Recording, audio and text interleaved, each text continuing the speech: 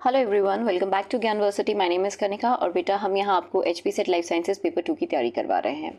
हमारी unit ecology चली थी, आज हमारा लेक्चर 6 है। ठीक है, it is going to be the second last lecture of this unit. ठीक है, आज हम नीश कॉन्सेप्ट पढ़ेंगे, थोड़ा सा कंजर्वेशन इकोलॉजी को टच करेंगे और साथ में हार्डी-वीनबर्ग प्रिंसिपल को पढ़ेंगे। ठीक है, हार्डी-वीनबर्ग प्रिंसिपल जो है, अगर आप मेरे को रेगुलर देख रहे हैं तो आपको पता है बेटा, मैंने आपको पहले बताया ये एवोल्यूशन और जेनेटिक्स का जो है कंबाइंड टॉपिक है। ठीक है, लेकिन मैंने एवोल्यूशन के टाइम इसको आपको पढ़ाया नहीं था और मैंने कहा था मैं इसको इकोलॉजी में जो है इंक्लूड करवाऊंगी। ठीक है, तो हार्डी-वीनबर्ग प्रिंसिपल जो है एवोल्यूशन और जेनेटिक्स का टॉपिक जो है, मेन एवोल्यूशन का टॉपिक है, उसे मैं आज हम यहाँ पे कवर कराएंगे और उससे रिलेटेड क्वेश्चंस देखेंगे। चलिए स्टार्ट करते हैं। अच्छा, अब हम बात करते हैं कि बेटा नीश की बात करते हैं। नीश को हम जल्दी क्या बोल देते हैं कि नीश वो एरिया है बेटा जहाँ कोई भी ऑर्गेनिज्म अपनी डे टू डे लाइफ जो है करता है। ठीक है, जो मेरा घर है वो मेरा नीश है। ठीक है, अब नीश से ही रिलेटेड अलग अलग आपके पास टर्म्स आती हैं। ठीक है, पहली है home range. It is a area where an organism performs is daily activities. ये वो रेंज है जहाँ पे कोई ऑर्गेनिज्म अपना रोज का रूटीन का जो है बेटा काम करता है, जैसे कि उसका घर।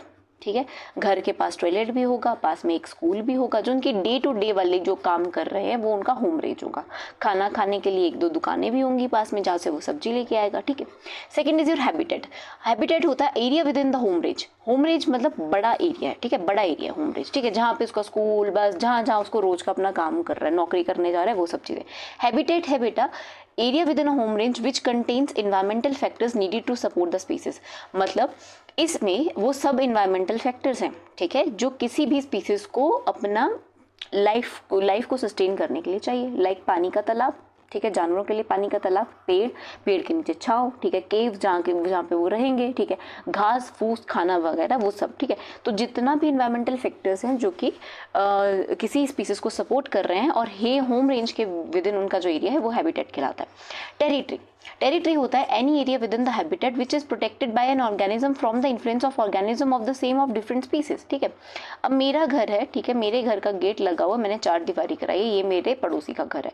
मेरा पड़ोसी मेरे घर नहीं आएगा, मैं उनके घर नहीं जाऊंगी अनलेस अनटिल कोई काम हो। ठीक है, तो ऐसा टेरिटरी वो एरिया है किसी भी ऑर्गेनिज्म का वो जिसको वो अपना मानता है। ठीक है, उसको प्रोटेक्ट कर रहा है। ठीक है, मैंने 4 दीवारी क्यों बनाई है, ताकि कोई और ऑर्गेनिज्म अंदर ना आ सके, कोई और मेरे घर को अपना ना कह सके। ठीक है, वैसे ही जानवर भी अपनी टेरिटरी को मार्क करते हैं। ठीक है, ये होम रेंज, हैबिटेट और टेरिटरी मैंने आपको पहले भी पढ़ाई है जब हम क्या पढ़ रहे थे, बिहेवियर इकोलॉजी कर रहे थे। ठीक है, अब बेटा individuals occupying the same trophic level in different ecosystem are ecological equivalents। ecological equivalents क्या है कि ठीक है, अलग अलग इकोसिस्टम है। ठीक है, एक मेरा वाटर का इकोसिस्टम है, एक मेरा क्या है टेरेस्ट्रियल इकोसिस्टम है। ठीक है, यहाँ पे फाइटोप्लैंक्टॉन्स हैं, ठीक है, जू प्लैंक्टॉन्स हैं। ठीक है, जू प्लैंक्टॉन्स क्या है, मेरे प्राइमरी कंज्यूमर्स हैं। ठीक है, वैसे ही सेकंड कंडीशन में मेरे प्रोड्यूसर्स प्लांट है, लेकिन उनको हर्बीवोर्स खा रहे हैं, हर्बीवोर्स मेरे प्राइमरी कंज्यूमर्स हैं। ठीक है, तो ऑल दो बेटा ट्रॉफिक लेवल्स क्या हैं, सेम ट्रॉफिक लेवल, मतलब कि सेम प्राइमरी कंज्यूमर यहाँ पे जू प्लैंक्टॉन्स है, प्राइमरी कंज्यूमर यहाँ पे हर्बीवोर्स हैं। ठीक है, ट्रॉफिक लेवल सेम है लेकिन बेटा इकोसिस्टम्स अलग हैं, एक है एक्वेटिक इकोसिस्टम, एक है वो। तो जो बेटा आपके trophic level same trophic level के ऑर्गेनिज्म लेकिन अलग अलग इकोसिस्टम्स में होंगे, उन्हें हम क्या बोलते हैं, इकोलॉजिकल इक्विवेलेंट्स, की एक दूसरे के इक्विवेलेंट है। ठीक है, चलिए अब याद रखिएगा होम रेंज सबसे बड़ा होता है क्योंकि जहां तक आप लाइफ में जितना भी आप एक्सप्लोर कर सकते हैं एरिया को, वो आपका होम रेंज होता है। ठीक है, हैबिटेट उससे छोटी है, टेरिटरी उसकी छोटी है, टेरिटरी उसका घर होता है। ठीक है, सिर्फ उसका जो उसका अपना पर्सनल स्पेस होता है। चलिए अब थोड़ा सा बेटा नीश कंसेप्ट को समझते हैं। नीश कंसेप्ट बेटा 3 तरीके का होता है। ठीक है, जो नीश बोल रहे हैं, जो एरिया बोल रहे हैं। ठीक है, एक होता है बेटा स्पेशल नीश, एक होता है ट्रॉफिक नीश और एक होता है हाइपर वॉल्यूम मल्टी डायमेंशनल नीश। ठीक है, स्पेशल नीश का कंसेप्ट आपको ग्रिनल ने दिया है। ठीक है, ये कहते हैं a physical space occupied by an organism. ठीक है, it is also known as micro habitat. ठीक है, कोई भी ऑर्गेनिज्म अपना जो फिजिकल स्पेस रह रहा है, ठीक है, लेट्स सी इस पेड़ के एक पत्ते पे मेरा एक कैटरपिलर रह रहा है। ठीक है, उसका वो वहीं रहेगा, उसी को खाएगा, उसके आसपास के 2-3 पत्तों को वो एक्वायर कर रहा है। ठीक है, वैसे ही इसके नीचे वाले साइड पे कोई और होगा। ठीक है, एक कोई और कैटरपिलर होगा, वो 2-3 और पत्तों को खाएगा, इधर कोई और कैटरपिलर होगा। तो इन तीनों का अपना अपना एक स्पेशल नीश बना हुआ है। स्पेशल वर्ड का मतलब ही फिजिकल एरिया होता है। ठीक है, तो ये फिजिकल स्पेस है जो भी ऑर्गेनिज्म अपना कवर कर रहा है और ये माइक्रो हैबिटेट हम इसको बोलते हैं। ठीक है, चलिए फिर आता है ट्रॉफिक निश। ये बेटा एल्टन का कंसेप्ट है। ये कहते हैं place of an individual in a biotic community, it's relation to food and the status of the organism in the community. ठीक है। ये क्या बोल रहे हैं कि एक इंडिविजुअल एक पूरी बायोटिक कम्युनिटी में, मतलब उसके साथ कोई और भी है, फूड चेन के रिलेटेड बात हो रही है, ठीक है, वो किसी और ऑर्गेनिज्म से भी डायरेक्टली इनडायरेक्टली इन्वॉल्व है, ठीक है, किसके लिए, फूड रिलेटेड, ठीक है, and status of organism in the community, और उसका क्या स्टेटस है, कौन सा ट्रॉफिक लेवल वो कवर कर रहा है, ठीक है। प्लांट है, प्लांट को मेरा हर्बीवोर खाएगा, हर्बीवोर को मेरा प्राइमरी कार्निवोर खाएगा, प्राइमरी कार्निवोर को सेकेंडरी कार्निवोर खाएगा, ठीक है। तो मेरा हर्बीवोर जो है प्लांट पे डिपेंड है और हर्बीवोर पे मेरा प्राइमरी कार्निवोर डिपेंड है, ठीक है। तो ये जो आसपास की पूरी कम्युनिटी में एक दूसरे के साथ जो इनके रिलेशंस हैं किसी भी ऑर्गेनिज्म में ट्रॉफिक लेवल पे, ठीक है, मतलब फूड चेन के लेवल पे, वो आपका ट्रॉफिक नीश कहलाता है, ठीक है। ट्रॉफिक लेवल पे जब हम बात कर रहे हैं तो आपका ट्रॉफिक लेवल होता है। थर्ड आता है बेटा हाइपर वॉल्यूम या मल्टी डायमेंशनल नीश। नाम से ही पता चल जा रहा है, इसको बेटा हचिंसंस का भी बोलते हैं, ठीक है, कि a total range of condition under which a individual live, कि एक टोटल कितनी ज़्यादा, मैक्सिमम कितनी से ज़्यादा हम इसको कंडीशन देख सकते हैं जिसमें कोई इंडिविजुअल या स्पीसीज वो कर सकती है, ठीक है। अब यहाँ पे बेटा मेरा एक शेर है, शेर को ऑक्सीजन भी चाहिए, वो CO2 भी रिलीज करेगा, ठीक है, वो फूड भी खाएगा, वो एक टेम्परेचर पे रहेगा, ठीक है। शेर है, चलो शेर ज़्यादा बड़ा ऑर्गेनिज्म ले लिया, उससे छोटा कोई ले लो, ठीक है, कैटरपिलर है, ठीक है। तो एक मल्टी डायमेंशनल मतलब मल्टीपल फैक्टर्स जो हैं वो किसी भी इंडिविजुअल को सर्वाइव कराने में जो हेल्प कर रहे हैं उसको बेटा हम हाइपर वॉल्यूम या मल्टी डायमेंशनल नीश बोलते हैं, ठीक है। मतलब कि मैक्सिमम कितने फैक्टर्स उनको हेल्प कर रहे हैं, चाहे वो किससे खा रहे हैं, मतलब वो ट्रॉफिक नीश भी उसमें इंक्लूड होगा, स्पेशल नीश भी इंक्लूड होगा, और आपके बेटा क्लाइमेटिक फैक्टर्स भी इसमें आएंगे, ठीक है। चलिए अब बेटा एक होती है फंडामेंटल नीश और एक होती है बेटा आपकी, एक मिनट, एक होती है फंडामेंटल नीश और एक होती है रियलाइज्ड नीश, ठीक है। इसको थोड़ा सा समझते हैं। फंडामेंटल नीश क्या होती है, जो कि आइडल कंडीशन में होती है, जहाँ पे कोई कंपटीशन नहीं है, ठीक है। मैं हूँ, ये 10 किलोमीटर एरिया का एक बगीचा है, मैं यहाँ पे एक छोटा सा मैंने अपना फार्म हाउस बनाया और 10 किलोमीटर के एरिया में मैं कहीं भी रह सकती हूँ, ठीक है। आज के टाइम पे 10 किलोमीटर एरिया को अफोर्ड करना ही बहुत मुश्किल काम है, ठीक है। तो ये वो है जो आइडल कंडीशन में मेरा एक घर होगा, बहुत सुंदर सा होता है, ठीक है, 10 किलोमीटर का मेरा बहुत बड़ा लॉन है, जंगल है, अपना खुद का पॉन्ड सिस्टम है, वो है, ठीक है। यहाँ पे मतलब जहाँ कोई कंपटीशन नहीं, एक अकेली स्पीसीज रह रही है, ठीक है। जनरली ये नहीं होता है, आपको भी पता है, ठीक है। क्या होगा, ये मैं हूँ, ये मेरा छोटा सा घर है 10 मरले के घर में, ठीक है, चल 10 मरले का है, चाहे 20 मरले के एरिया में, ज़्यादा एक कनाल में होगा, ठीक है। ये मैं किसी और का है, ठीक है, और मैं जिस घर में रह रही हूँ उसमें छिपकलियाँ भी रह रही हैं, ठीक है, उस घर में चूहे चींटियाँ कुछ ना कुछ चला रहेगा, मक्खियाँ भी आ रही हैं, ठीक है, तो उनके लिए तो वो भी उनका घर है, मकड़ियाँ भी आ रही हैं, ठीक है। तो जहाँ पे बेटा एक्चुअल कंडीशन में आप रियलाइज एक्चुअल कंडीशन में रहते हैं, जहाँ कंपटीशन भी है, जहाँ और स्पीसीज भी अवेल कर रही हैं, वो आपकी रियलाइज्ड नीश होती है। फंडामेंटल क्या है, आइडियल कंडीशंस के लिए जो बनाया गया है, ठीक है, और रियलाइज क्या है, जो एक्चुअल कंडीशंस के लिए आपका जो एरिया आप कवर कर रहे हैं, दैट इज योर रियलाइज्ड नीश, ठीक है। चलिए इसमें बेटा हम एग्जाम्पल पढ़ते हैं सी स्टेलेटस एंड एस बेलेंटॉइड्स का, ठीक है। चलिए इसको समझते हैं। ये क्या है बेटा, ये आपका एक स्नेल है, सी स्नेल्स होते हैं, ठीक है। ये बेटा जो सी स्टेलेटस है बेटा, ये बेटा रहता है बेटा शैलो वाटर में, ठीक है, ये it lives in shallow water, ठीक है, पानी है, सी वाला एरिया है, ठीक है, ठीक है। इसमें बेटा ये जो शैलो एरिया होगा, जो इनिशियली शैलो एरिया होगा जहाँ पानी कम होगा बेटा, ये वहाँ रहता है, ठीक है। Where tidal action is often exposes it to air, जहाँ पे टाइडल्स आती हैं, टाइड्स आती हैं, वेव्स आती हैं बेटा, तो क्या होता है कई बार ये स्नेल्स को क्या होता है, ये स्नेल्स क्या है कई बार ज़मीन के बाहर भी आ जाते हैं, क्योंकि टाइड्स जब पीछे चली जाती हैं और टाइड्स ऊपर आती हैं तो ये पानी के अंदर भी चली जाती हैं, शैलो उसमें चलते हैं, ठीक है। इसी का दूसरा भाई है, दूसरा भाई के इसी से मिलता जुलता जो दूसरा इसको कॉम्पिटिशन में दूसरी स्नेल की स्पीसीज है, ठीक है, वो बेटा वो रहते हैं डीप वाटर में, यहाँ गहरे पानी में वो रह रहे हैं, ठीक है। बेलेंडोइड्स यहाँ रह रहे हैं, ठीक है, बेलेनोइड्स यहाँ रह रहे हैं और स्टेलेटस इधर रह रहे हैं, ठीक है। ऑब्जर्वेशन क्या पाई गई बेटा, इसको ध्यान से समझना, ठीक है। इन डीप वाटर में क्या होता है, एस बेलेंडोइड्स आउट कम्पीट सी, ठीक है, सी स्टेलेटस कि डीप वाटर में, क्योंकि मुझे पता है गहरे पानी में कौन रह रहा है, बेलेंडोइड्स रह रहा है, ये ज़्यादा रहेगा, और अगर मैं डीप वाटर में स्टेलेटस को डाल दूंगी, सी वाले उसको डाल दूंगी, तो बेटा आपका स्टेलेटस नहीं सर्वाइव कर पाएगा, क्योंकि वो उसका अपना नेचुरल एक्चुअल हैबिटेट किसका है, वो बेलेंडोइड्स का है, तो वो उसको आउट कम्पीट कर देगा, ठीक है। when C balanoides is removed, C stellatus easily occupies. लेकिन जब मैं डीप वाटर में इसको निकाल दूंगी, बेलेनोइड्स को हटा दूंगी, तो मेरा बेटा जो सी स्टेलेटस है वो वहाँ पे क्या है, इजिली सर्वाइव कर जाएगा। क्यों? क्योंकि उसके बॉडी पार्ट्स वैसे हैं कि वो डीप वाटर में भी सर्वाइव कर सकता है, वाटर में तो सर्वाइव कर ही रहा है, ठीक है, तो वो वहाँ पे आसानी से जो है डीपर जोन में कर लेगा, ठीक है। लेकिन कब, there should be absence of balanoides, ठीक है। लेकिन जब बेटा मैं शैलो जोन्स में बात करूँ, जब मेरा शैलो जोन वाला एरिया की बात करूँ, तो बेटा जो एस बेलेनॉइड्स है वो वहाँ सर्वाइव नहीं कर सकता है, ठीक है, वो उधर सर्वाइव नहीं कर सकता बिकॉज बेटा जो ये आपके सी स्नेल्स हैं बेटा ये डीप वाटर में रहने के लिए बने, लेकिन जो बेलेनॉइड्स हैं बेटा इसकी क्या खासियत है, ये सिर्फ डीप वाटर में रह सकता है, ये शैलो वाटर में रहने के लिए नहीं बना है, ठीक है। तो इसमें ऐसी मॉडिफिकेशंस नहीं है, चाहे बेटा सी स्टेलेटस प्रेजेंट हो या ना हो, बेलेनटॉइंस जो है शैलो वाटर में नहीं सर्वाइव कर सकता है, ठीक है। तो अब कंक्लूजन से क्या समझते हैं, ठीक है, कि फंडामेंटल और realized niche of S balanoides is deep water, कि उसकी जो एस बेलेनॉइड्स है उनका डीप वाटर ही उनका फंडामेंटल आइडियल कंडीशन वो वहीं रहेंगे और रियलाइज नीश भी वहीं है, वो वहीं पे रहेंगे, ठीक है।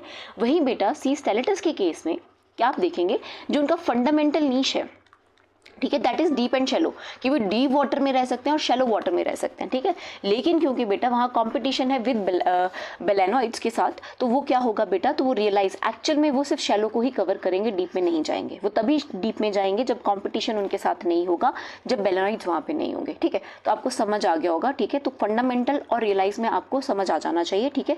और कोई डाउट होगा तो पूछ लेना, ये एग्जाम पॉइंट ऑफ व्यू से इंपॉर्टेंट टॉपिक है, ठीक है। अब बेटा एक टॉपिक आता है नीश ओवरलैप का, ठीक है। लेट्स से एक मेरी ए स्पीसीज है, एक मेरी बी स्पीसीज है, ए मेरा कवर कर रही है ये वाला एरिया, बी कर रही है ये वाला एरिया, लेकिन बीच में कुछ एरिया ऐसा है जो ए और बी के बीच में ओवरलैप हो रहा है, ठीक है। ऐसा एरिया जो ए और बी ओवरलैप कर रहा है, कुछ एरिया है जो ए अकेले ए यूज कर रहा है, कुछ एरिया ऐसा है जो अकेले बी यूज कर रहा है, और कुछ एरिया है जो दोनों मिलकर यूज कर रहे हैं, ठीक है। नीश का ओवरलैप हो रहा है, आपका उस हैबिटेट का उस स्पेस का जो ओवरलैप हो रहा है उस एरिया को नीश ओवरलैप बोलते हैं। और बेटा कॉम्पिटिशन भी स्पीसीज का नीश ओवरलैप वाले एरिया में होता है, ठीक है। ए वाले इस एरिया में बी थोड़ी ना आके लड़ेगा, कहाँ लड़ेगा, जहाँ पे दोनों ओवरलैप कर रहे हैं, ठीक है। ये चीज़ याद रखिएगा। चलिए अब हम समझते हैं नीश सेग्रीगेशन, रिसोर्स पार्टीशनिंग और डिफरेंशिएशन के टॉपिक को, ठीक है, कि नीश को अलग करना है, ठीक है। और जनरली बेटा अगर दो स्पीसीज को बेटर फलना फूलना है तो बेटा उनकी नीश को अलग होना बहुत ज़रूरी है, ठीक है। यहाँ समझते हैं, ठीक है। A mechanism to reduce computational intensity and to avoid computational exclusive principle, Gauss principle, through differential resource utilization। तो ये क्या बोलता है, क्योंकि बेटा हमने क्या करना है, हमने कंपटीशन कम रखना है, कंपटीशन कम होगा तो क्या है, स्पीसीज की एक्सटिंक्शन का रेट कम होगा, जहाँ ज़्यादा कंपटीशन है वह स्पीसीज एक दूसरे से ज़्यादा लड़ेंगी और ज़्यादा बेटा जो वीकर वन होगी वो क्या होगी, वो आपकी नॉकआउट हो जाएगी, इवेंचुअली क्या है, एक्सटिंक्ट हो जाएगी। और यही गॉस का प्रिंसिपल है, कंपटीशन एक्सक्लूजन प्रिंसिपल, ये मैंने भी आपको एवोल्यूशन में कराया हुआ है, ठीक है। तो बेटा तो जनरली क्या करते हैं कि हम नीश को सेग्रीगेट कर देते हैं, सेग्रीगेट क्या कर, अपनी नीश अलग कर देते हैं, कि अपना अपना एरिया हम अलग रखेंगे, एक दूसरे के साथ हम शेयर नहीं करेंगे। इसी को रिसोर्स पार्टीशनिंग बोलते हैं, कि हमने रिसोर्सेज बांट ली है, ये डिफरेंशिएशन बोलते हैं, रिसोर्स की डिफरेंशिएशन अलग अलग बांट ली है, ठीक है। चलिए एग्जाम्पल समझते हैं कि लेट्स से कि दो बर्ड्स की स्पीसीज है, एक है S1 और एक है S2, ठीक है, और दोनों ही सेम फ्रूट्स को खाती हैं, सेम टाइप के फ्रूट को खा रही हैं, ठीक है।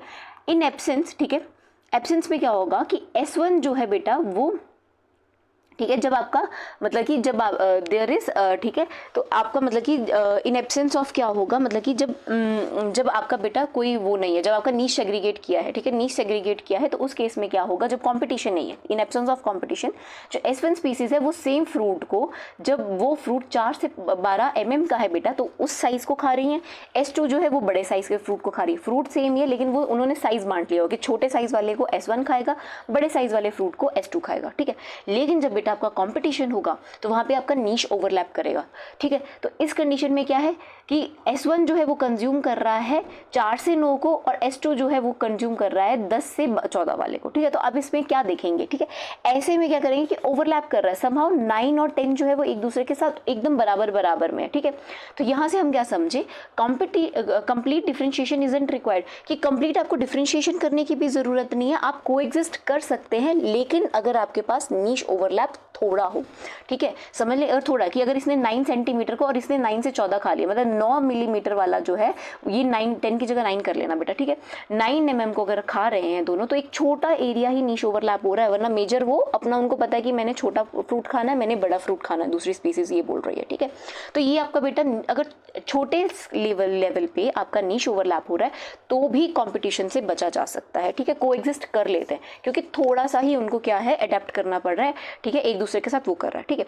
अब बेटा करेक्टर डिस्प्लेसमेंट भी इसी का रिजल्ट होता है। अब करेक्टर डिस्प्लेसमेंट क्या है कि इन अ लॉन्ग रन, क्योंकि इन्होंने आपस में देख लिया कि बेटा हमारा कंपटीशन होने वाला है इस फ्रूट के पीछे, तो एक ने बोला मैं छोटे साइज का फ्रूट खा रहा हूँ, दूसरा बोला मैं बड़े साइज का फ्रूट खा रहा हूँ। बट लॉन्ग रन में क्या होगा, क्योंकि बेटा S1 स्पीसीज छोटे साइज को खा रही है तो उसकी बॉडी जो है उसमें मॉर्फोलॉजिकल चेंजेस होंगे, उसका बीक साइज वैसा बन जाएगा, शेप वैसी हो जाएगी बीक की। और S2 जो कि बड़े साइज का फ्रूट खा रहा है बेटा, उसका बीक साइज बड़ा हो जाएगा, शेप भी बढ़ जाएगी और इवेंचुअली जो है जेनेटिकली फिक्स्ड हो जाएगी। यही एडेप्टिव रेडिएशन है बेटा, यही कैरेक्टर डिस्प्लेसमेंट है, यही एडेप्टिव रेडिएशन है जो कि हमने एवोल्यूशन में टॉपिक पढ़ा है, ठीक है, कि एक से जो है रेडिएट होके एक स्पीसीज से और स्पीसीज बन रही है ऑन द बेसिस ऑफ कैसी नीश और कैसी वो हैबिटेट पे डिपेंड है, कैसे वो फूड पे डिपेंड है, ठीक है। तो ये था बेटा आपका नीश सेग्रीगेशन। अब बेटा इंक्लूडेड नीश क्या है? इंक्लूडेड नीश क्या होगा कि S1 जो है, ठीक है, S1 यहाँ समझिए, S1 इस पूरे एरिया का ठीक है, सो वेवर भी, ठीक है। तो इंक्लूडेड नीश में क्या है कि ऐसा है कि S1 जो है इस पूरे एरिया से अपना फूड पे डिपेंड है, मतलब पूरे एरिया में जितने भी फल फ्रूट है वो बर्ड उसको खा रही है, ठीक है। लेकिन S2 जो है वो इस पर्टिकुलर एरिया, मतलब जो S1 के जो टोटल एरिया है बेटा उसी के बीच में उसका पूरा ओवरलैप कर रहा है एरिया, ठीक है। ये पूरे जो S1 का कुछ एरिया है उसमें ही उसके वहाँ पे जो फ्रूट्स प्रेजेंट है वो उस पर डिपेंड है, ठीक।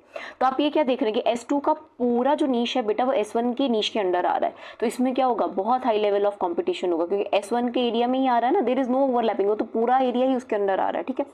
फिर आता है एबटिंग नीश, या जहाँ पे कंपटीशन नहीं होता या अवॉइड किया जा सकता है, ठीक है, कि लेट्स से A है, B है, लेकिन बीच में जैसे कि हमने ये वाला एग्जांपल पढ़ा, ठीक है, कुछ हद तक नीश ओवरलैप हो रहा है कि A का अपना एरिया, B का अपना एरिया, लेकिन कुछ हद तक नीश ओवरलैप हो रहा है। तो इसमें क्या है कि कंपटीशन नहीं होगा क्योंकि इनके पास ज़्यादा से ज़्यादा और ऑप्शंस है खाने के लिए, तो यहाँ पे ये कंपटीशन अवॉइड किया जा सकता है, इसको बोलते हैं एबटिक नीश, ठीक है। फिर आती है डिसजंक्ट नीश, जिसमें कोई कॉम्पिटिशन नहीं है कि A की नीश पूरी तरीके से अलग है, B की नीश पूरी तरीके से अलग है, इवन दो वहाँ पे छोटा सा भी ओवरलैप की संभावना नहीं है, तो ठीक है, तो इनमें कोई कॉम्पिटिशन नहीं होंगे, एक बहुत बढ़िया हार्मनी में रह रहे होंगे, ठीक है। लेट्स से A खा रहा है कीड़े मकोड़े और B खा रहा है फ्रूट्स, तो ठीक है, यहाँ पे कोई आपका कंपटीशन नहीं होगा, कोई ओवरलैप नहीं होगा, दोनों के लिए विन विन सिचुएशन है। चलिए अब बेटा कुछ आपके रूल्स आते हैं, ठीक है, उन्हें हम समझ लेते हैं, ठीक है।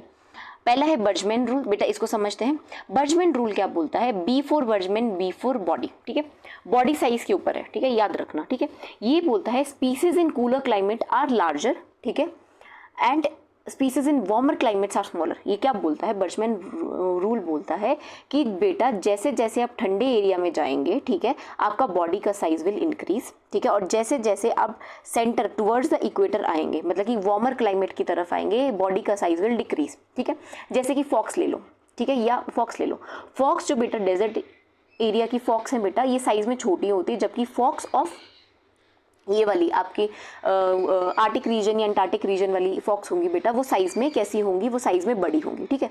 ये क्यों होता है बेटा? क्योंकि बड़ा साइज़ जो बड़ी बॉडी एरिया है बेटा, वो उनको हीट रिटेन करने में हेल्प करता है। तो क्या होता है, इनका सरफेस एरिया बाय, ठीक है, तो क्या होता है, लार्जर जो ऑर्गेनिजम्स हैं उनका surface area to volume ratio decrease कर जाती है, मतलब कि सरफेस एरिया बढ़ेगा, वॉल्यूम घटेगा, ठीक है। सॉरी सरफेस एरिया घटता है, बढ़ता है, वॉल्यूम भी बढ़ता है, जिसकी वजह से ओवरऑल आपका ये रेशियो कम होती है और आपकी जो है हीट ज़्यादा रिटेन कर पाते हैं लार्जर ऑर्गेनिज्म। वहीं बेटा वार्मर क्लाइमेट्स में जो स्मॉलर होते हैं बेटा, उनका surface area to volume ratio बढ़ जाती है, जिसकी वजह से ज़्यादा हीट जो है वो रिलीज करते हैं और उस तरीके से वो ठंडा रह पाते हैं, ठीक है। ये है बेटा बर्जमैन्स रूल, ठीक है। और इसमें एक दूसरा एग्जांपल आता है बियर्स, ठीक है। पोलर बियर साइज में बहुत बड़े होते हैं एज कम्पेयर टू जो हमारे एरिया में बियर मिलते हैं, ठीक है। तो जैसे जैसे ऑल्टीट्यूड बढ़ता जाएगा, साइज बढ़ता जाएगा, ये बोलता है Bergmann rule, B for Bergmann, B for body size, ठीक है। फिर आता है बेटा आपका एलेंस रूल। एलेंस रूल्स में ए से आपने अपेंडेजेस याद रखने हैं, ठीक है, अपेंडेजेस, ठीक है, कि बॉडी के अपेंडेजेस बढ़ते और घटते हैं, ठीक है।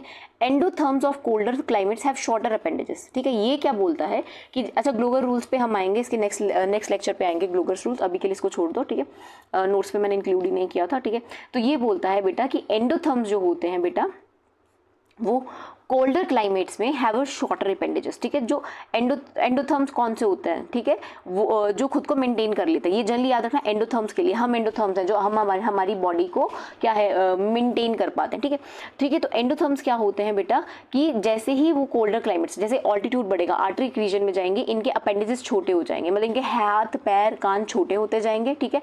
और जैसे ही वार्मर क्लाइमेट्स में आएंगे तो बेटा इनके जो क्या है, जो इनके अपेंडेजेस हैं वो साइज में बड़े होते जाएंगे, ठीक है। अपेंडेजेस क्या है, कान, इनके हाइंड लिम्स वगैरह वो बड़े होते जाएंगे, ये बोलता है बेटा एंडोथर्म्स, ठीक है। शॉर्टर अपेंडेजेस क्या करते हैं, जैसे कि कान, ठीक है, जो पोलर बियर होंगे वो बेटा उनके कान छोटे होंगे एज कम्पेयर टू बियर जो कि आपको नॉर्मल हमारे ट्रॉपिकल रेन फॉरेस्ट में मिलेंगे, क्योंकि उनके कान बड़े होंगे।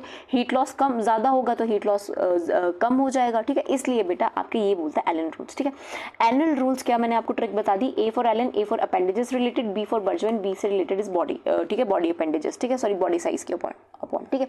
फिर बेटा आपकी कुछ और टर्म्स आती हैं, इकोटोन, इकार्ड, इकोटाइप, ठीक है। इंपॉर्टेंट है, क्वेश्चन आ जाते हैं, डायरेक्ट टर्म्स पे ही क्वेश्चन आ जाते हैं, ठीक है। इकोटोन, इसको हम एज इफेक्ट बोलते हैं, ठीक है। इकोटोन क्या है बेटा, ये ट्रांजिशन जोन है, ठीक है। एक मेरा एक इकोसिस्टम है, दूसरा मेरा दूसरा इकोसिस्टम है, दो इकोसिस्टम अलग अलग है बेटा। जहाँ पे बेटा मेरा इकोसिस्टम 1 और 2 ओवरलैप करेगा ना बेटा, वहाँ पे बेटा सबसे ज़्यादा बायोडाइवर्सिटी होगी, ठीक है। क्यों बायोडाइवर्सिटी होगी, क्योंकि इसमें बेटा इकोसिस्टम 1 के भी फीचर्स आएंगे और इसमें इकोसिस्टम 2 के भी फीचर्स आएंगे, इसलिए इसमें स्पीसीज भी 1 और 2 की ज़्यादा देखने को मिलेंगी, ठीक है। यहाँ देखिए, जैसे फर्स्ट कंडीशन में यहाँ सिर्फ ट्राइंगल वाली स्पीसीज है और सेकंड में सिर्फ आपकी स्क्वायर वाली स्पीसीज है। लेकिन जहाँ पे बेटा ये दोनों ओवरलैप कर रहे हैं वहाँ पे आपको ट्राइंगल वाली स्पीसीज भी देखने को मिलेंगी, स्क्वायर वाली भी देखने को मिलेंगी। मतलब ज़्यादा डाइवर्सिटी कहाँ है बेटा, इकोटोन वाले एरिया में। इसी को हम एज इफेक्ट बोलते हैं, एज क्योंकि कोना है हर दोनों इकोसिस्टम्स का, ठीक है। अब आता है बेटा सेकंड इकार्ड या इकोफिन। इकार्ड बोल दीजिए, इकोफिन एक ही बात है, ठीक है। ये बोलता है टेम्परेरी और reversible changes due to environmental effects, ठीक है। टेम्परेरी जो है ये इन्वायरमेंटल इफेक्ट की वजह से जो चेंजेस है, ठीक है। लेट्स से, ठीक है, मेरा एक मैरीगोल्ड का प्लांट है, ठीक है, कोई प्लांट है, ठीक है, लेट्स से कोई भी XYZ मैरीगोल्ड ही ले लिया, ठीक है। ट्री ले लेते हैं, उसकी जगह मैंगो ट्री ले लेते हैं, ठीक है। मैंगो ट्री जो है बेटा मेरा ट्रॉपिकल एरियाज में, ठीक है, ठीक है, ज़्यादा बेटर फलता फूलता है, ठीक है। लेकिन जब मैं इसको थोड़े से हायर ऑल्टीट्यूड पे ले गई, हायर ऑल्टीट्यूड मतलब कि लेट्स से मैं इसको शिमला वाली पहाड़ियों पे ले गई, वहाँ पे आपको मैंगो ट्रीज दिखेंगे पर कम दिखेंगे और साइज़ में क्या हो जाएंगे, ये कम हो जाएंगे, ठीक है। जब मैं इसी मैंगो ट्री को उठा के दोबारा, हम ना इकार्ड पढ़ रहे थे, ठीक है, इकार्ड या इकोफिन, ठीक है। अब इसको समझते हैं। मैंने यहाँ पे मैंगो ट्री का एग्जांपल दिया था। मैंगो ट्री जो है डेसिडियस या नॉर्मल आपकी फॉरेस्ट एरिया में बेटर डेवलप करता है, मतलब कि प्रॉपर अपनी हाइट लेंथ सब अटेन करता है। लेकिन जब इसी मैंगो ट्री को मैं उठा के पहाड़ी इलाकों में भेज दूंगी, ठीक है, पहाड़ी इलाके लाइक शिमला वगैरह जहाँ पे पाइन ट्री वगैरह ज़्यादा होते हैं, तो आप देखेंगे कि ये चल जाएगा लेकिन इसकी ग्रोथ कम होगी, इसका साइज़ कम होगा, इसके पत्तों का साइज़ छोटा होगा, ठीक है। और जब मैं उठा के इसको दोबारा से इसकी नेचुरल हैबिटेट में ले आऊँगी तो it will grow back to its original length, ठीक है। इसकी लेंथ डिक्रीज की, क्यों, क्योंकि इसको हमने इन्वायरमेंटल चेंज दिया, ठीक है, इन्वायरमेंट बदल गया, ठीक है। तो इस तरीके की जो टेम्परेरी चेंजेस होते हैं, temporary and reversible changes due to environmental effects, ठीक है, उसको हम इकार्ड या इकोफिन बोलते हैं। एक और एग्जाम्पल जो इकार्ड और इकोफिन में बोल सकते हैं वो ये कि कोई अपर हिमाचल का है, ठीक है, अपर हिमाचलीज हैं, ठीक है, जो स्किन कलर है वो ऑन अ लाइटर शेड्स है, ज़्यादा गोरे होते हैं, लेकिन जब वो लोअर हिमाचल में आएंगे या राजस्थान वगैरह में जाएंगे तो उनको टैनिंग की वजह से स्किन कलर डार्क हो जाएगा। तो जो टैनिंग है ना बेटा, जो आपके टैनिंग है ना वो भी बेटा इकार्ड और इकोफिन का एग्जाम्पल है। जो वो नेचुरली अपनी नेचुरल हैबिटेट में वापस जाएंगे बेटा तो they will attain their normal skin colour again, ठीक है। चलिए, अब आता है ecotype and ecological races, ठीक है। ये वो है बेटा कि जो किसी स्पीसीज की भी सब स्पीसीज है, ठीक है, अगर सीधी बात बोलें, ठीक है, स्पीसीज में भी मतलब कि इकोलॉजिकल रेसेस हैं, एक साथ हैं, एक ही स्पीसीज है, ठीक है, एक ही स्पीसीज है, लेकिन बेटा अब इनमें जेनेटिकली इतना डिफरेंस आ गया है कि बेटा ये एक दूसरे के साथ मेट नहीं करती हैं, अभी उनकी सब स्पीसीज प्रॉपर बनी नहीं है, ठीक है। लेकिन ये irreversible genetics fixed are changes, ठीक है, ऐसे को हम क्या बोलते हैं, इकोलॉजिकल रेसेस, इको टाइप, मतलब एक ही इकोसिस्टम में रहने वाले आपके ऑर्गेनिजम्स हैं, स्पीसीज हैं, जिनमें जेनेटिक कुछ चेंज आ गया है, तो दैट्स वाई इरिवर्सिबल उनमें चेंजेस है। ये है बेटा आपका इको टाइप और इकोलॉजिकल रेसेस, ठीक है। चलिए, अब आता है ग्रीन हाउस इफेक्ट पे, ठीक है। ग्रीन हाउस इफेक्ट को थोड़ा सा समझते हैं, ठीक है। कौन कौन सी gases green house effect cause करती हैं? आपका methane, carbon dioxide, ozone, water vapour, CFCs और नाइट्रस ऑक्साइड, ठीक है। कार्बन डाइऑक्साइड बेटा सबसे ज्यादा maximum green house effect cause करती है because CO2 has the maximum concentration in the atmosphere, ठीक है। CO2 का बाकियों के मुकाबले, ठीक है, मीथेन, ओजोन के मुकाबले हमारे एटमॉस्फेयर में CO2 सबसे ज्यादा प्रेजेंट है, ठीक है। इसलिए बेटा ये सबसे ज्यादा आपको क्या है, ग्रीन हाउस इफेक्ट कॉज करती है। दूसरा है बेटा आपका क्लोरोफ्लोरोकार्बन, ठीक है। Have least concentration of the three, मतलब इन तीनों में से मेन जो आपका बेटा कार्बन डाइऑक्साइड, CFC और मीथेन है बेटा, इन तीनों में से सबसे लीस्ट कंसंट्रेशन होती है, लेकिन ये सबसे ज़्यादा इफेक्टिव होता है। अगर क्वेश्चन आए सबसे ज़्यादा इफेक्टिव आपकी ग्रीन हाउस गैस कौन सी है, तो बेटा डेट इज क्लोरोफ्लोरोकार्बन। नंबर में सबसे कम होगी, लेकिन बेटा इसका effect is like 10,000 times more the effective of absorbing IR rays. तो मतलब ऐसा है कि आपने 10,000 टाइम्स IR रेज को क्या है, एब्जॉर्ब कर लिया है, ठीक है। फिर आता है methane, present is much less concentration than CO2। CO2 से तो बहुत लेस कंसंट्रेशन में होता है, लेकिन 20 to 30 टाइम्स ज़्यादा इफेक्टिव होती है, मतलब ज़्यादा स्ट्रॉन्ग होती है CO2, ठीक है। नंबर में सबसे बात की जाए तो सबसे ज़्यादा स्ट्रॉन्ग ग्रीन हाउस गैस कौन सी है, CO2। और बेटा इफेक्टिवनेस में देखी जाए तो CFC से नीचे आती है मीथेन, और मीथेन से नीचे आती है आपकी CO2, ठीक है। चलिए अब एक बार बेटा IUCN रेड लिस्ट को भी देख लेते हैं।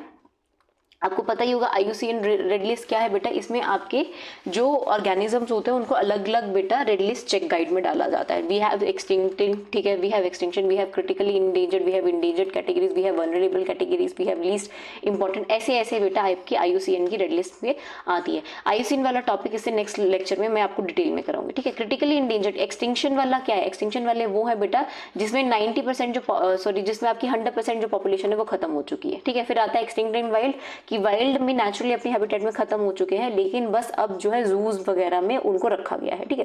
फिर आता है बेटा क्रिटिकली इंडेंजर्ड, कि 90% पॉपुलेशन ऐसे स्पीसीज की खत्म हो चुकी है पिछले 10 साल में, या फिर 3 जनरेशन में खत्म हो चुकी है, और इनका हैबिटेट रेंज जो है घट के सिर्फ 100 किलोमीटर एरिया का रह गया हुआ है, ठीक है। चलिए फिर इंडेंजर्ड, वल्नरेबल, ऐसे ऐसे आपकी कैटेगरीज आती है जिन्हें हम नेक्स्ट लेक्चर में कवर करेंगे, ठीक। एक बार national park, wild life sanctuaries और बायोस्फीयर रिजर्व्स को कर लेते हैं, ठीक है। नेशनल पार्क्स क्या है कि habitat of a particular animal species, कि कोई आपका हैबिटेट है, कोई पर्टिकुलर एनिमल स्पीसीज है, उसका पूरा जो आपका हैबिटेट है, लाइक टाइगर रिजर्व्स होते हैं, ठीक है। Boundaries are circumscribed by government, ठीक है। नेशनल जो बैंक्स नेशनल पार्क्स होते हैं बेटा, उसकी जो बाउंड्रीज होती है वो सरकार डिसाइड करती है, ठीक है। और याद रखना बेटा, यहाँ पे आपकी जीन पूल कंजर्वेशन पे ऊपर कोई काम नहीं, बस ये है कि जो आपके जानवर हैं आपने उनको उनकी नेचुरल कंडीशंस में छोड़ देना है। यहाँ पे कोई ह्यूमन एक्टिविटी अलाउड नहीं होती है। विजिटर्स बेटा पार्क में जा सकते हैं गवर्नमेंट के व्हीकल्स में और देख सकते हैं। नेशनल पार्क लाइक आपके कॉर्बेट नेशनल पार्क, ठीक है, जिम कॉर्बेट नेशनल पार्क, ठीक है, ग्रेट हिमालय नेशनल पार्क जो कि हिमाचल में है, कुल्लू डिस्ट्रिक्ट में है, ठीक है। फिर आती है wild life centuries. Wild life जो सेंचुरीज है बेटा वो स्पीसीज ओरिएंटेड है, ठीक है। ये बेटा ये आपकी स्पीसीज ओरिएंटेड है, स्पेसिफिक स्पीसीज को टारगेट करके बताई जाती है, लेकिन बेटा इनमें जो है बेटा कोई भी बाउंड्री सेट नहीं है, ठीक है। आपको पता है ये वाइल्ड लाइफ सेंचुरी है, ठीक है। लाइक गोविंद सागर वाइल्ड लाइफ सेंचुरी जो उन्नाव आपके बिलासपुर एरिया में आती है, ठीक है, लेकिन उसमें कोई फेंसिंग नहीं है, कोई प्रॉपर फेंसिंग नहीं है कि ह्यूमंस ने आना जाना नहीं है, वैसा नहीं है, ठीक है। लिमिटेड ह्यूमन एक्टिविटीज अलाउड होती है बेटा, ठीक है। No attention to gene pool, यहाँ भी जीन पूल को संभालने के लिए, जीन पूल क्या है कि जेनेटिक उसके लेवल पे उनको उसमें अटेंशन नहीं दी जाती। जनरल पब्लिक अलाउड, ठीक है। वाइल्ड लाइफ सेंचुरीज में बेटा आपको जनरल पब्लिक को अलाउड होता है कि वो वहां से पौधे, फायरवुड या फ्रूट्स वगैरह इकट्ठे कर सके, ठीक है, लेकिन घर वगैरह नहीं बना सकते। फिर आता है बेटा आपका बायोस्फीयर रिजर्व। बायोस्फीयर रिजर्व में क्या होता है बेटा, covers totality of all life forms, ठीक है। बायोस्फीयर रिजर्व सबसे बड़ा होता है, जो बायोस्फीयर रिजर्व है ना वो सबसे बड़ा होता है, ठीक है, कि टोटल जितनी भी लाइफ फॉर्म्स है, चाहे फ्लोरा है, फोना है, उन सबको कवर करता है। बाउंड्रीज जो है बेटा इसकी डिसाइडेड होती है। अटेंशन, और इसमें बेटा आपकी जीन पूल की स्टडी होती है, ठीक है। इसमें लिमिटेड इकोनॉमिक जो आपकी कम से कम जो इकोनॉमिक एक्टिविटी है वो परमिटेड होती है, सबसे ज्यादा वाइल्ड लाइफ सेंचुरी में परमिटेड होती है, ठीक है। Tourism can only be in buffer zone and not in core zone, ठीक है। तो इसमें जो है बेटा को बफर जोन में टूरिज्म अलाउड है, कोर जोन में नहीं, ठीक है। बायोस्फीयर रिजर्व के 3 जोन होते हैं, ठीक है। एक होता है आपका बफर जोन, ठीक है, एक होता है जहाँ पे सेटलमेंट होती है, यहाँ पे लोग रह सकते हैं, ठीक है। ये बायोस्फीयर रिजर्व है, बहुत बड़ा होता है, नेशनल पार्क से भी बड़ा जो एरिया है वो बायोस्फीयर रिजर्व का होता है। एक होता है कोर जोन, कोर जोन में कोई भी अलाउड नहीं था। जो बफर जोन है वहाँ पे टूरिज्म तक अलाउड होता है, ठीक है। और बेटा जो आपका सबसे बाहर वाला सेटलमेंट, ह्यूमन वाला सेटलमेंट एरिया है, वहाँ पे वो लोग अलाउड होते हैं, ठीक है। ये चीज़ आपने याद रखनी है। चलिए इसके साथ ही बेटा हमारा ये वाला कंसेप्ट खत्म हुआ। अब आते हैं हार्डी-वेनबर्ग में, ठीक है। ये चीज़ याद रखना। Hardy Weinberg very important topic, यहाँ से क्वेश्चन आते हैं, ठीक है। क्या बोलता है हार्डी विनबर्ग प्रिंसिपल, ठीक है। पॉपुलेशन कंडीशंस, ठीक है, याद रखना कि ये बोलता है कि इन अ वेरी लार्ज पॉपुलेशन, ऐसे ही चलता है, ठीक है। एक अगर बहुत बड़ी पॉपुलेशन है और डिप्लॉयड पॉपुलेशन है, ठीक है, सेक्सुअली क्या है, सेक्सुअली मीटिंग वाली पॉपुलेशन की बात की जाती है हार्डी विनबर्ग लॉ में, ठीक है। लार्ज पॉपुलेशन होनी चाहिए, डिप्लॉयड होनी चाहिए, ठीक है, सेक्सुअली मीटिंग वाली होनी चाहिए, और बेटा रेंडमली मीटिंग पॉपुलेशन होनी चाहिए, ठीक है। कि मतलब अगर इस पूरे एरिया में कोई भी पॉपुलेशन ऑफ स्पीसीज है वो कोई भी किसी के साथ मीट कर सकता है, ऐसा नहीं कि इसने इसके साथ ही मीट करना है, उसके साथ रैंडम मीटिंग होनी चाहिए बेटा। तो बेटा और बेटा अगर आपका और उसमें आपको कोई म्यूटेशन ना हो, ठीक है, उस पूरे पॉपुलेशन में, उस पूरे एरिया में कोई म्यूटेशन ना हो, कोई माइग्रेशन ना हो, मतलब ना कोई नई नंबर ऑफ स्पीसीज आए, उस स्पीसीज का कोई और बाहर से इमिग्रेंट आए ना जाए, ठीक है, और ना ही कोई नेचुरल सिलेक्शन हो, तो बेटा जो उनकी जीन की फ्रीक्वेंसी है वो हम काउंट कर सकते हैं, वो हम गिन सकते हैं, ठीक है, वो हमें प्रिडिक्टेबल होती है। ये बोलता है आपका हार्डी विनबर्ग लॉ कि एक बहुत बड़ी पॉपुलेशन में, डिप्लॉयड पॉपुलेशन में, सेक्सुअली मीटिंग पॉपुलेशन में अगर रैंडम मीटिंग है, म्यूटेशन नहीं है, ऐसा माना जा रहा है कि उसमें कोई भी उसके जेनेटिक लेवल में कोई भी चेंज नहीं है, हमने क्या करना है कि कोई भी उसका जीन लेवल पे चेंज ना हो। तो जीन लेवल पे चेंज कैसे होता है, म्यूटेशन से, माइग्रेशन से और नेचुरल सिलेक्शन से। ये तीनों कुछ ना हो, ना म्यूटेशन चले, ना माइग्रेशन चले, ना नेचुरल सिलेक्शन चले, और मीटिंग भी रैंडमली हो, कोई भी किसी के साथ मीट कर सकता है बेटा। तो ऐसी पॉपुलेशन का जो जीन पूल है, जो एलील की फ्रीक्वेंसी है, वो हम काउंट कर सकते हैं, और वो स्टेबल रहती है लाइफ टर्म, ठीक है, क्योंकि एलील की फ्रीक्वेंसी कब हिलेगी, जब म्यूटेशन होगी, माइग्रेशन होगी, नेचुरल सिलेक्शन होगी, ठीक है। ये बोलता है आपका Hardy Weinberg equilibrium equation principle, इसको बोलते हैं, ठीक है। अब बेटा इसकी प्रॉपर्टी क्या है, ये क्या बोलता है कि मुझे पता है ना मेरे डीएनए में 2 स्ट्रैंड्स ऑफ डीएनए होते हैं, ठीक है, एक क्रोमोसोम में 2 स्ट्रैंड्स ऑफ डीएनए है, ठीक है, एक मतलब 2 एलील्स होते हैं, ठीक है।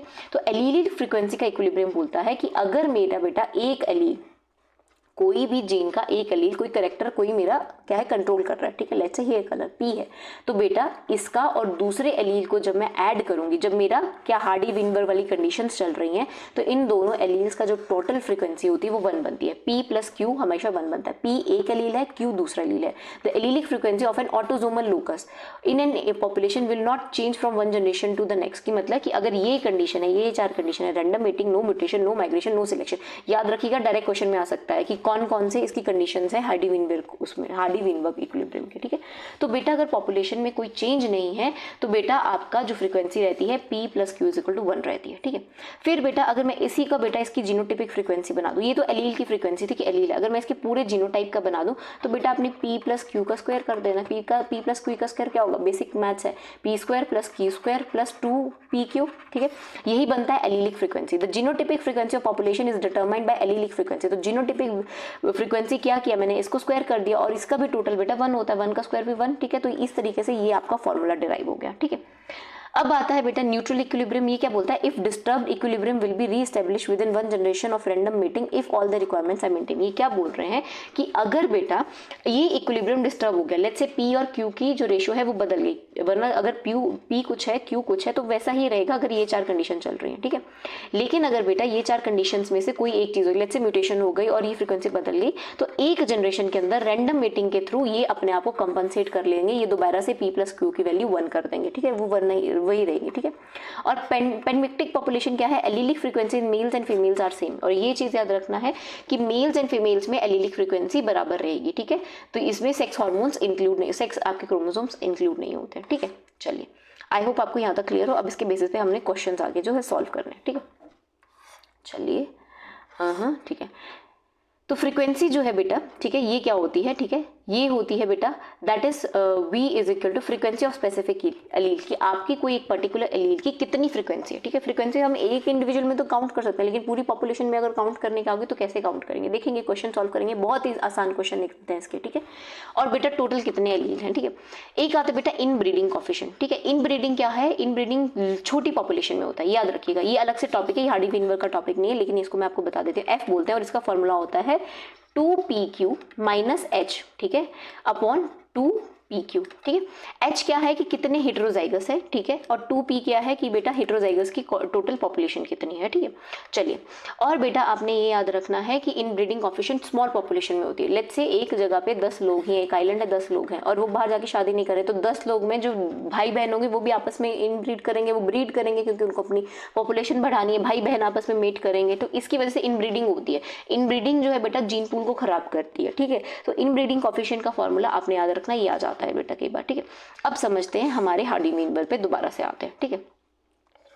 Let's say MN blood type है, आपको ब्लड टाइप हमने पढ़े हैं, ठीक है। हमारे पास हमारा MN ब्लड टाइप है, जो M है, ठीक है, M टाइप M है, ठीक है। ये अगर होमोजाइगस कंडीशन में तो MM होगा, ठीक है। और ऐसा बोला कि इसके 114 लोग हैं, ठीक है। M फिर बेटा NN ब्लड टाइप है, M और N है बेटा, ठीक है। ये बेटा कितने होंगे, इसका अगर मैं जीन में देखूँ तो NN होंगे, होमोजाइगस कंडीशन में 10 लोग हैं। और इन्होंने तीसरा बोला कि हेट्रोजाइगस कंडीशन में M एंड N जो है हेट्रोजाइगस कंडीशन में 72 लोग हैं। टोटल इंडिविजुअल कितने हैं, 20 हैं, ठीक है। ये इनका जीन पूल इन्होंने बता दिया, ठीक है। अच्छा, ये जीन पूल बता दिया तो बेटा अब आपने ये चीज़ याद रखनी है, MM जो है बेटा ये P² को रिप्रेजेंट करता है, क्योंकि एलील क्या है, एलील की बात नहीं हो रही या जीनोटाइप की बात हो रही, दोनों जीन्स की बात हो रही, तो P² को रिप्रेजेंट कर रहा है, ठीक है। हमारा फॉर्मूला क्या था, P² + 2PQ + Q², ठीक है। M और N ये होमोजाइगस को रिप्रेजेंट कर रहा है, M एंड N क्या है, 2PQ, ठीक है, जो किसको शो कर रहा है, हेट्रोजाइगस बताता है। हेट्रोजाइगस हमेशा आपका 2PQ को काउंट करेगा, ठीक है। और N एंड N ये भी होमोजाइगस है और ये आपका Q² है, और जब इन सबको टोटल करेंगे तो 1 आएगा, ठीक है। ये कब है, जब आप लोगों को इंडिविजुअल को काउंट कर रहे हैं, क्योंकि उनमें आप दोनों एलील्स को काउंट करेंगे, ठीक है। टोटल इंडिविजुअल इतने हैं तो टोटल एलील कितने होंगे, 400 हैं, ठीक है। देखने से ही पता चल जाता है, 200 इंडिविजुअल में 400 एलील होंगे, डबल कर दीजिए, ठीक है।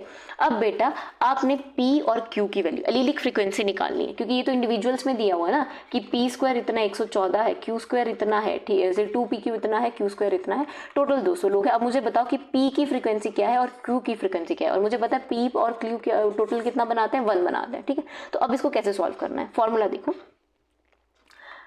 2 इंटू, ठीक है। और 2PQ क्यों आया बेटा, ये हमें पता, जेनेटिक्स पढ़ी है ना, P² 2PQ क्यों, क्योंकि MN जब आप क्वाड्रेंट करेंगे 2 बार MN आता है ना, 2PQ ये वहां से आया हुआ है, ठीक है। तो इसलिए 2MN आपका जो हेट्रोजाइगस कंडीशन को बताता है, ठीक है।